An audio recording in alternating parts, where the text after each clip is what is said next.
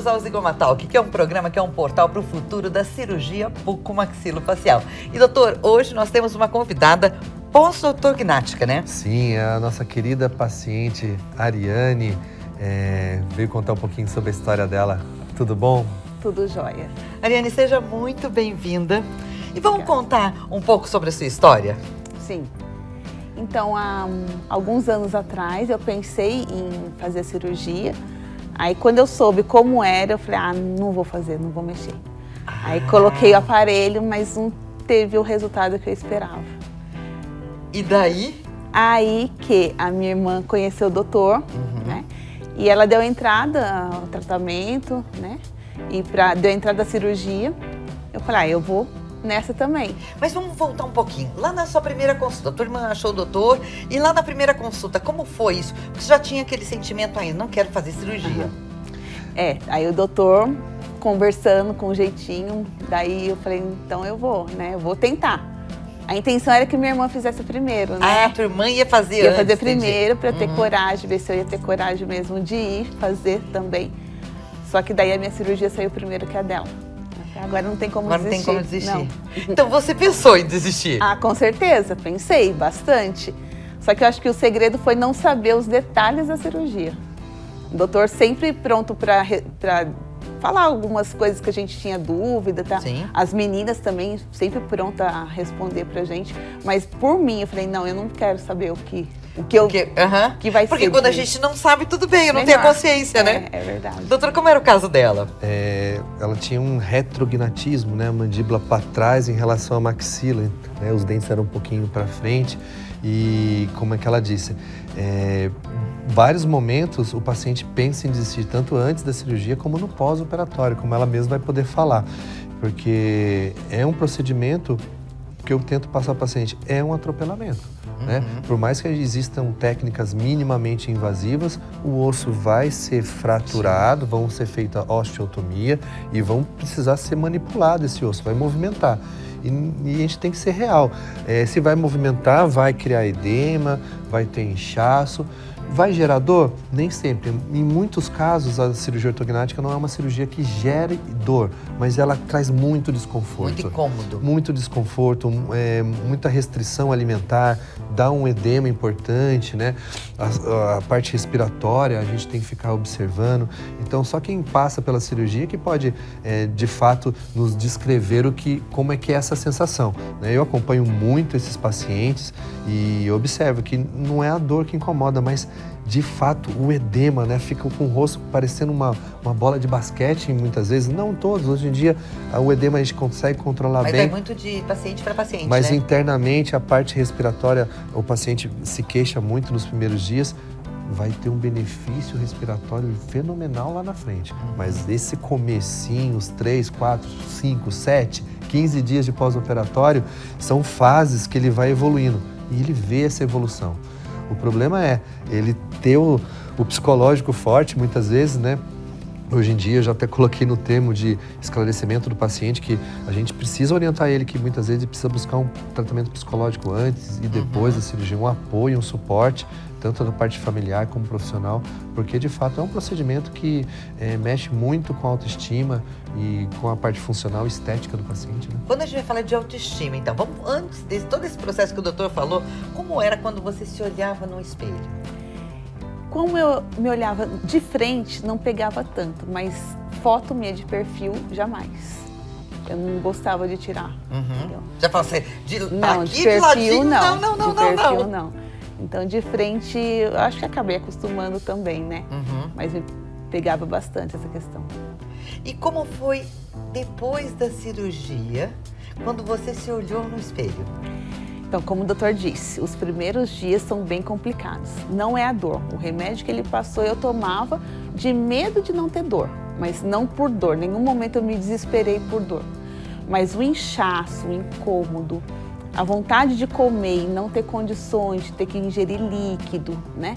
Sentir o cheiro da comida e não poder mastigar, sem ficar no caldinho, muito gelo, né? O tempo todo, eu fiz a cirurgia em junho, já estava frio, aí gelo o tempo todo. Então são coisas que acabam atrapalhando. Mas com o passar do tempo, é isso que ele falou, os primeiros 15 dias são mais complicados. Aí depois você vai vendo, desinchando, saindo roxo, saindo, né, o E como verde. foi daí? Porque você tava com aquele processo. Nossa, tá tudo inchado, parece que eu tô sufocando, que a gente tava conversando isso onde lá bate o atrás, lá na arrependimento, sala né? antes. Dá, Como dá foi vontade, daí? dá Aí você vontade tem de sair desistir de correndo, novo. de desistir. Meu Deus, o que que eu fiz? Por que que eu fui mexer no que estava quieto, né? Mas aí já tinha feito, não tinha como voltar mais atrás. Mas valeu a pena. Hoje eu falo que valeu a pena. Se precisasse, faria de novo, porque o resultado, assim, você vê as pessoas falando, você mesmo vendo a situação, comparando o antes e o depois, é bem legal. E o que mudou na tua autoestima? Bastante, bastante. Além da qualidade de vida, né? A questão da respiração mudou demais. Eu senti cheiro de muito mais coisas, o olfato bem mais aguçado. Eu tinha problema com a apneia do sono, não tenho mais, né? Que foi um fator assim, fundamental para eu entrar em contato com o doutor. Foi por conta disso. O médico já tinha falado que eu podia dormir e não acordar mais. Nossa. Né? Porque eu parava muito de respirar. Então, isso me ajudou e que agora bola pra frente. Né? É o que a gente vê, não é só a parte estética, né? A gente tem muita coisa funcional, né, Sim, doutor? sim. Ela tinha um retrognatismo importante, né? E a apneia do sono acaba trazendo muitos problemas a longo prazo para o paciente, né? Eu acredito que a parte funcional nem sempre vai trazer o paciente no consultório, e sim o benefício estético, né? Porque a gente busca muito isso, mas a cirurgia ortognática ela tem várias funções e a parte funcional ela é muito importante. O encaixe dentário, fazer a pessoa mastigar corretamente, triturar corretamente os alimentos, mas a parte de autoestima é fundamental para dar força para o paciente suportar o pós-operatório da cirurgia, que às vezes não é dolorido, né? Pode ter paciente que sente mais dor, outros menos, mas é desconfortável, né? A gente tem que passar a realidade para o paciente, porque daí ele enfrenta de forma mais tranquila. Se a gente falar, vai ser uma maravilha, super tranquilo. Não, não é bem aí.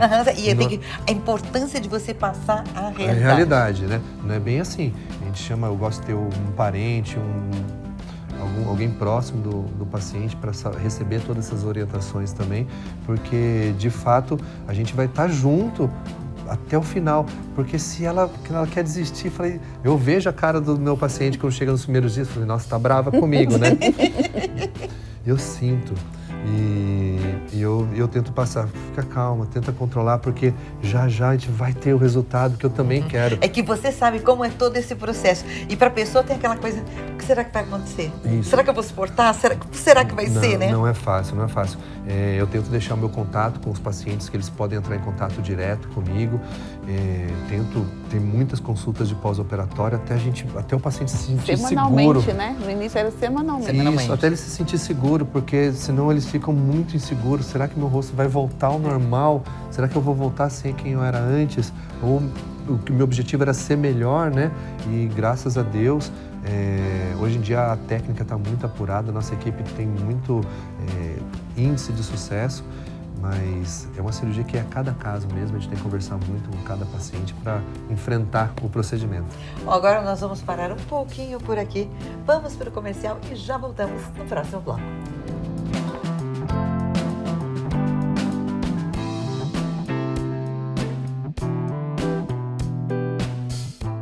Conheça a Clínica Zigoma Prime, com unidade em Taubaté e uma novíssima unidade em São José dos Campos. Na rua Ademar de Barros, a Zigoma Prime é a clínica ideal para implantes, cirurgia ortognática, extração de siso e resolve disfunções na ATM. Aceitamos convênios médicos de várias bandeiras. Agende sua consulta e venha nos conhecer. Fone 12 974030610. Instagram, @ZigomaPrime_Clínica.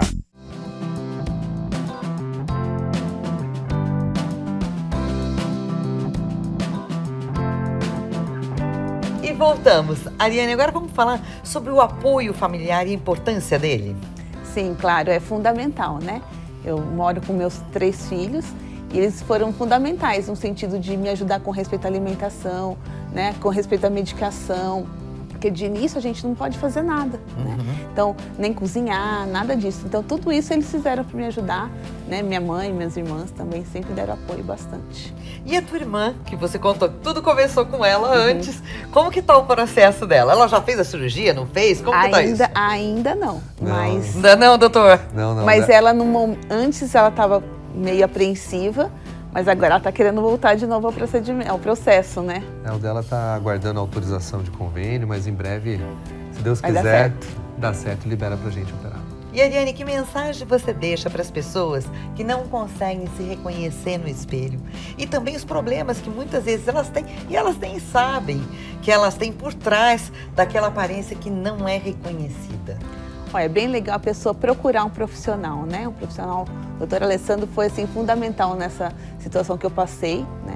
Eu acho que vale muito a pena fazer essa cirurgia, sim. No começo é complicado, sim, mas tudo passa, né? Mas depois o que vai ficar é esse, o resultado final vai ficar, né? Então isso é importante.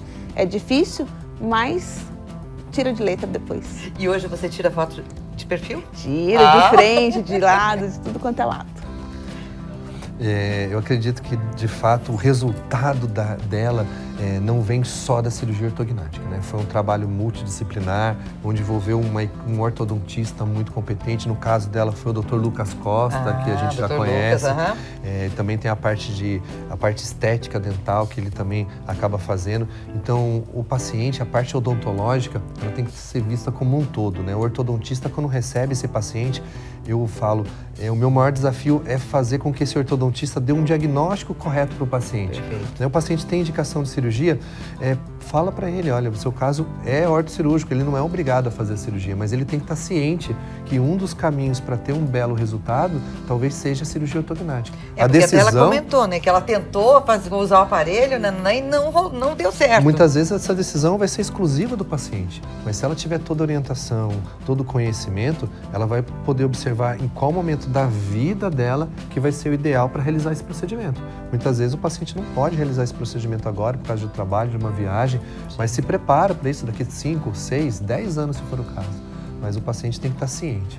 Ele não pode estar buscando um tratamento achando que ele vai ter um resultado, que é o da cirurgia ortognática. Na verdade, ele está fazendo uma compensação, ele ainda vai continuar com todos os defeitos faciais. Além disso, ela corria até o risco de não acordar. Sim. A gente fala, parece uma coisa exagerada, né? Mas Sim. não, ela corria o risco de não acordar. A apneia do sono, a apneia acima de 40 episódios por noite acaba sendo uma apneia grave, então, de fato, a cirurgia ortognática vem sendo um dos tratamentos de escolha para esse tipo de patologia. Uma coisa que a gente sempre fala aqui é do planejamento que tem antes da cirurgia e também dessa união entre profissionais. Vamos falar disso um pouquinho mais? Sim, é sempre importante a união ortodontista e cirurgião e outras especialidades da odontologia, né, para de fato a gente trazer o que o paciente busca, né, que é um resultado de excelência.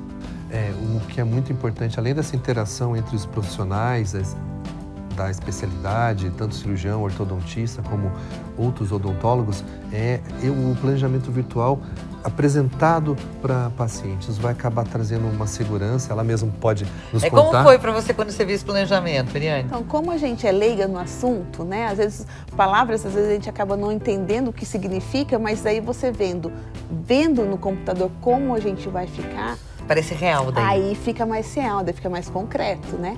E foi isso que ele foi me mostrando, no computador, como que era e como queria ficar. O planejamento, ele mostra a osteotomia, o movimento que vai ser realizado e, além disso, vai imprimir um guia.